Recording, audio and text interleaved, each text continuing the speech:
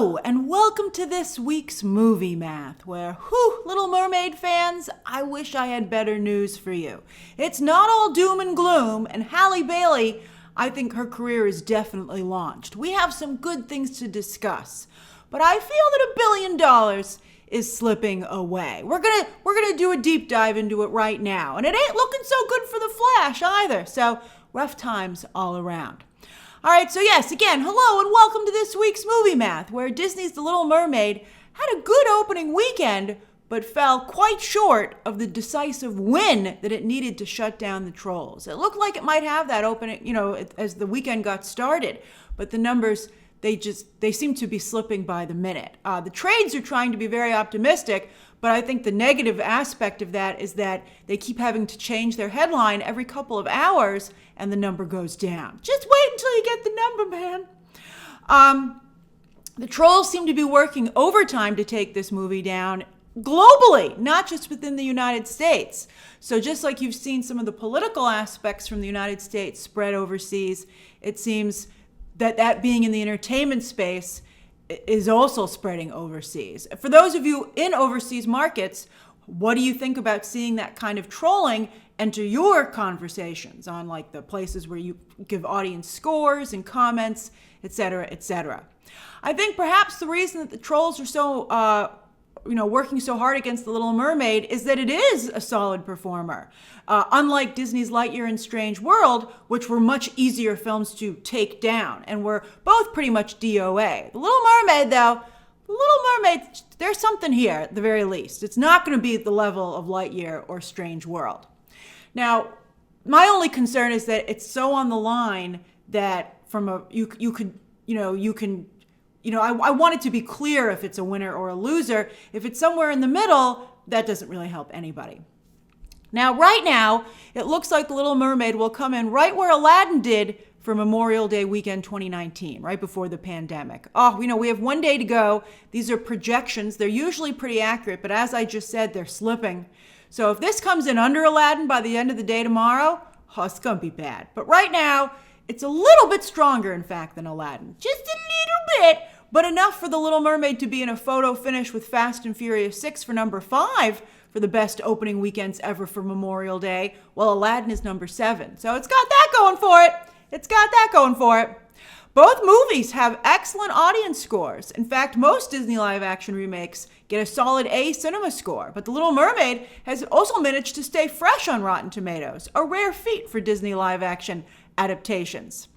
I think stateside, The Little Mermaid is clearly getting a boost from Black moviegoers who are showing up to support the film where it counts at the box office. Take note, DC fans! We'll be talking about The Flash a little bit later in this video. Although, again, DC fans are so divided, I don't even know if DC fans want to support The Flash. But Black moviegoers similarly showed up for Disney Marvel's Black Panther, one of the few billion-dollar club members with a stronger domestic box office than overseas. In fact, Black Panther is still number 7 on the all-time domestic chart. Likewise, The Little Mermaid is going to have to do extremely well domestically in order to have a strong overall global box office number. And what's a little nerve-wracking is that despite the strong audience scores, here comes the overcrowded June gauntlet, which is a disaster for all these movies. I think we have another March coming up, but even worse because there's more at stake with these films. Now, like all of these films, with the exception of The Flash, which will likely keep its premium screens for 2 weekends, I don't think that No Hard Feelings needs to be or will be booked on premium screens. But The Little Mermaid will lose her premium screens after just 1 weekend to Sony's Across the Spider-Verse, which is also hoping to do very well with Black and Latino moviegoers. I think putting these 2 movies literally back to back might end up really hurting both of them. And it's a shame, especially because Disney and Marvel are supposed to be working together on these Spider-Man movies. So this is, I think, potentially disastrous booking. You don't get to be a big blockbuster without repeat business. And while fans are saying that they plan to see The Little Mermaid multiple times in theaters, do they really have the bandwidth in terms of time and money, especially with all these other movies coming out? I think that's another important question, with the way the business has changed and, the financial situation for a lot of people right now. Lin-Manuel Miranda also is Mr. Disney Plus these days. So that could be a bad thing. Fans could end up waiting to rewatch Little Mermaid multiple times, all day, every day, for no extra cost. It'll trickle down to Disney Plus after a couple of months. Disney has changed their schedule. It's no longer a digital day and date release on Disney Plus. But, and I'm sure it'll do nicely on digital sales. But I think where it could really blow up is Disney Plus is another babysitting movie like Moana and Encanto. And there's value in that, for sure. But, I think Little Mermaid was expected to be something a little bit more than that. But that would not be a bad thing to end up being either. While it's a couple of months to wait, there's plenty of other content to keep everybody busy, which is part of the problem. As for the Little Mermaid's global prospects, unfortunately, Hollywood movies led by black talent have historically had a tougher time overseas. Yet Aladdin, which starred Will Smith, did do the majority of its box office overseas. Yet Smith, while he was coming off of some flops for sure, he was still somebody who had built himself into a global movie star. I think he still had capital to spend at the global box office and was a big part of why that movie did so well. The Little Mermaid, while it has a very engaging cast, does not feature a star at the level of Smith and has I'm sorry to say, a much weaker global debut. It was predicted to come in lower than Aladdin for its global debut, but it couldn't even match the expectations. Right now, the trolls are pointing largely to The Little Mermaid's poor performance in China. No Hollywood movies are doing well in China these days. But Aladdin wasn't big in China either, and both Aladdin and 2019's The Lion King still would have joined the $1 billion club without China's box office. So, it's obviously would be great to have those numbers out of China, but it's not, the be-all, end-all of a movie's $1 billion potential. Just ask Spider-Man No Way Home. So cards on the table. Based on its opening weekend, The Little Mermaid is not another The Lion King or Beauty and the Beast. So its entire Hollywood narrative now relies on it being another Aladdin, which was able to eventually get to $1 billion and did so well at the box office that Disney was seriously going to make a sequel until Will Smith's Oscar scandal. The Lion King is getting a prequel, although that's not moving very quickly either. But, everything's kind of slow right now because of the writer's strike and potentially everybody going on strike. But The Lion King is supposed to get a prequel, while Beauty and the Beast has struggled to find a path forward. Josh Gad's pitch for a Gaston LeFou Disney Plus series came so close, but ultimately fell through. Aladdin also benefited from going up against a number of films that failed to connect with audiences. Whew, a streak of luck there. In fact, it ended up having almost a month until Friendly Fire from Disney's Toy Story 4, which also didn't totally connect.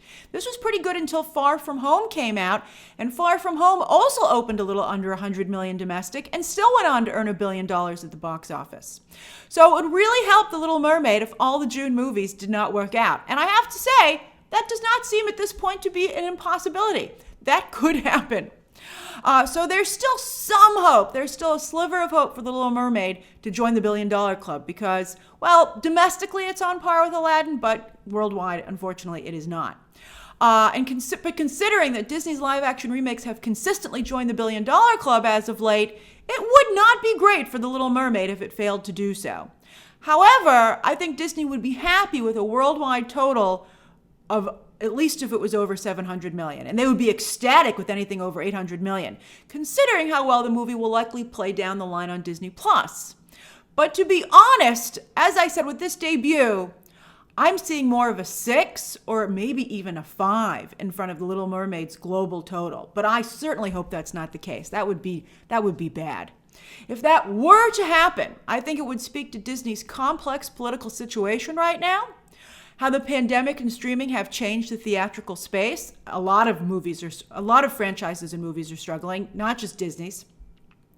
An overcrowded marketplace. The Little Mermaid doesn't get a whole month to itself like Super Mario Brothers did.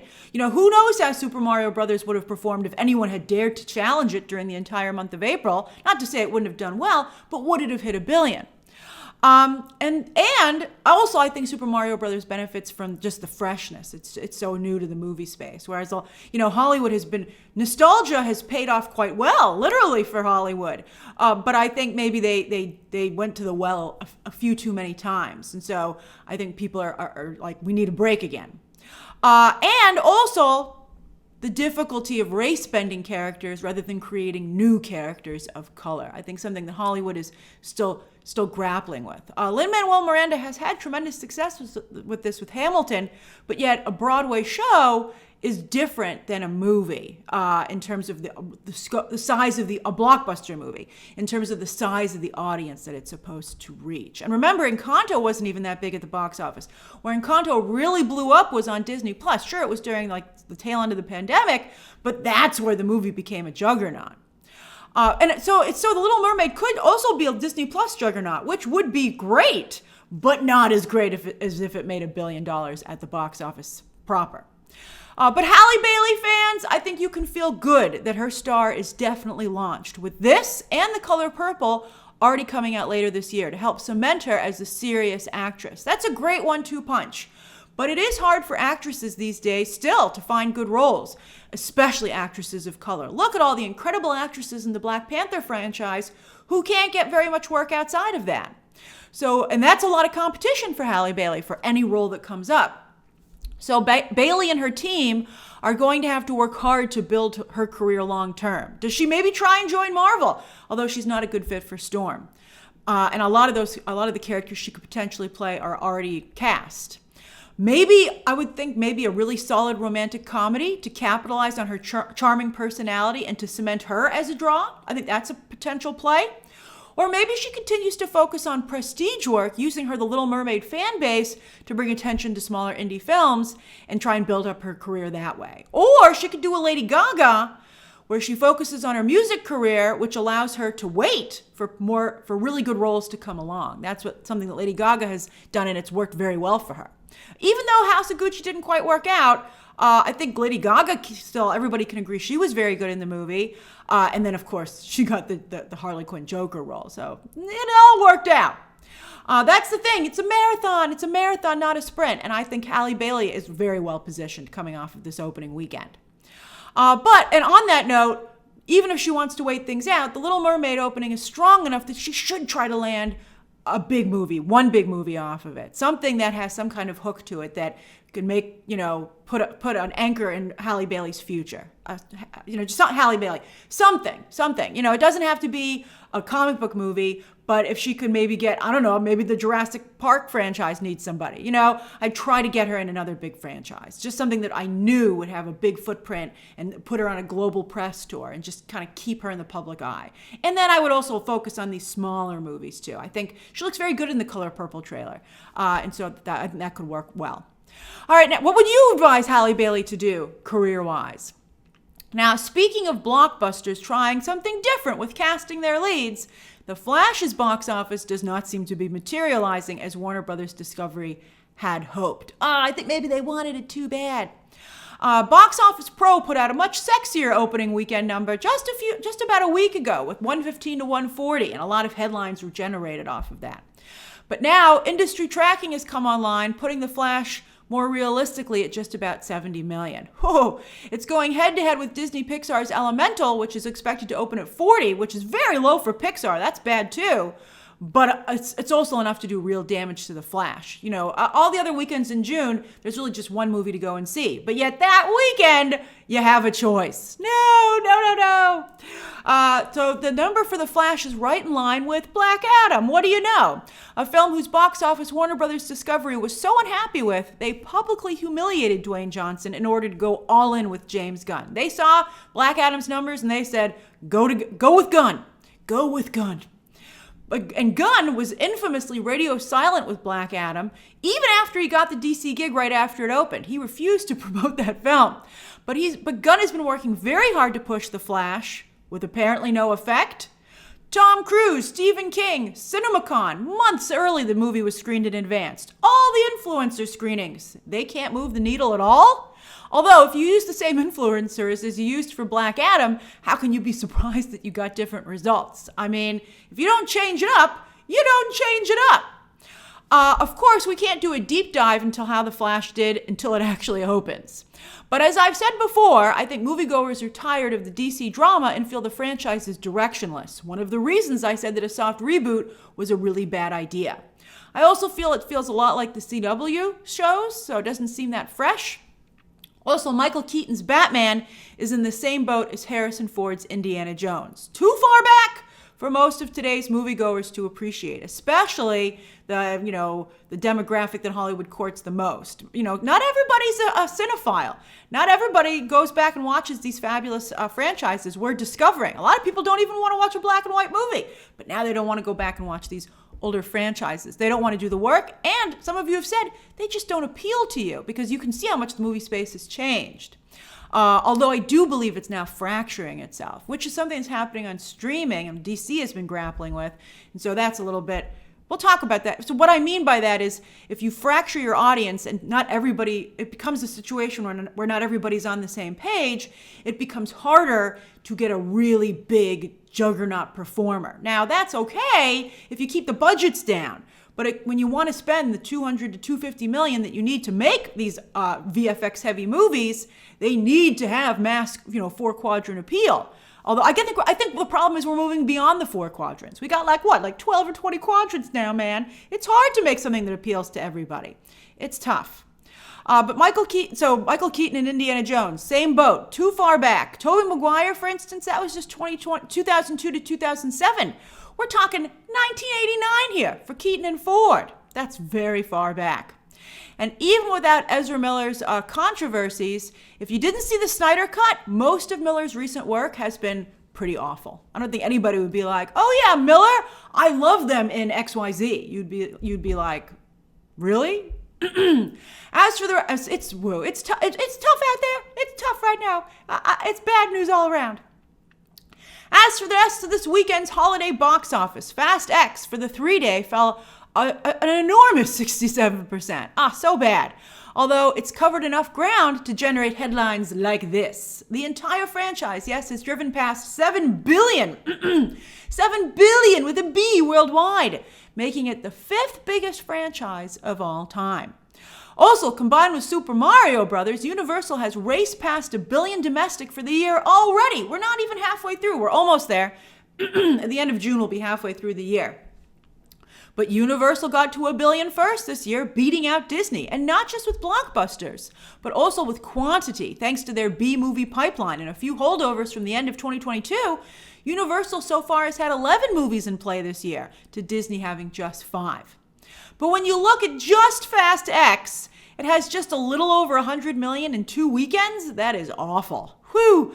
I think they should make the one more they have planned, forget the trilogy that Vin Diesel was trying to sell us, take a break, and then do a time jump and cast a hot new talent as an older Brian Toretto with Vin Diesel riding shotgun as his mentor in maybe about 5 years. What can Vin Diesel do during all that time? Count his money, man. Relax, because he's getting into fights with everybody. Guardians of the Galaxy Volume 3 is also, although Vin Diesel's like, I won those fights. I'm like, kind of, I don't know. Dwayne Johnson must be like, I can't believe I jumped to this franchise. And it's also, sinking. Jump back to it. Guardians of the Galaxy Volume 3 is also still chugging along with another very nice hold this weekend. That is a very nice number. Yet I still don't think it will match the domestic or global haul of Volume 2. Can it get to 800 million, my current benchmark for what Marvel movies need to do? I'm not sure. Right now, it looks like it's more in Thor Love and Thunder territory, but partially because of Thor Love and Thunder and Quantumania. I think Guardians of the Galaxy Volume 3's box office speaks less to the quality of the film itself and more that the Marvel brand has been damaged, all the drama with Disney, and I would also wager a little drama with Gunn. I think he's kind of, I think he maybe has alienated some moviegoers. I think it's a lot of outside stuff and not the film itself. And we'll see how it does on Disney+. Streaming seems to have caused a lot of problems for the theatrical movie business. All right, as for the weekend's other new releases, here they are, all sprinkled along the bottom of the top 10. But look at that, Bert Kreischer did the best. Bert Kreischer. Once again highlighting that more conservative audiences have finally gotten big enough to have real influence at the box office. I mean, it's not like Bert Kreischer is a movie star now, but he beat out legit movie stars or legit talent. Established Hollywood talent, and that's impressive. Over on streaming, starting with Nielsen for the end of April, The Diplomat is still on top of the overall chart, while Ted Lasso Season 3 has finally gotten some traction, finally, and jumped to 6th place. The Mandalorian, its own third season having just wrapped, fell off the overall chart right away, but is still on the OG chart thanks to some people who choose to binge once the season completes. Well, here we also see the final season of Marvelous Mrs. Maisel. It's at the bottom, but at least it's on there. And the John Mulaney comedy special managed to place. But these numbers are really bad. These are horrible numbers. These numbers shouldn't be this low.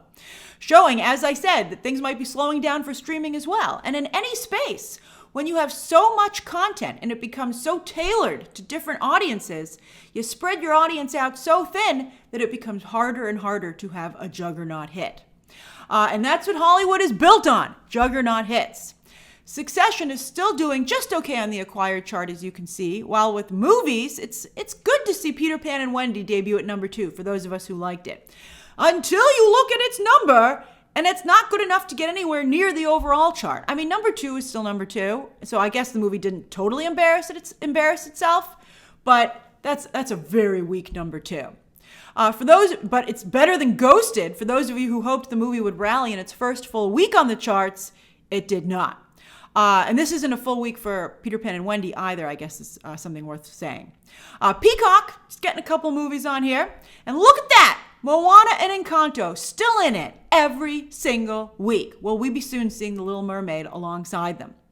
As for Netflix's charts, for just last week, J-Lo continues to finally have a big hit with The Mother. Expect a sequel. This is her Extraction, Chris Hemsworth's Netflix hit. The rest of these numbers are also awful numbers. So bad.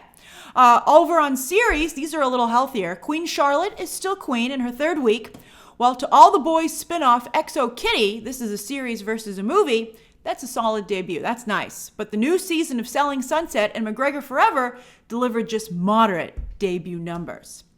Then on iTunes, John Wick Chapter 4, here it is. And the 4-movie collection as well are dominating, while Super Mario Brothers and Dungeons & Dragons are also still strong, especially with Dungeons & Dragons now available to rent for just $6.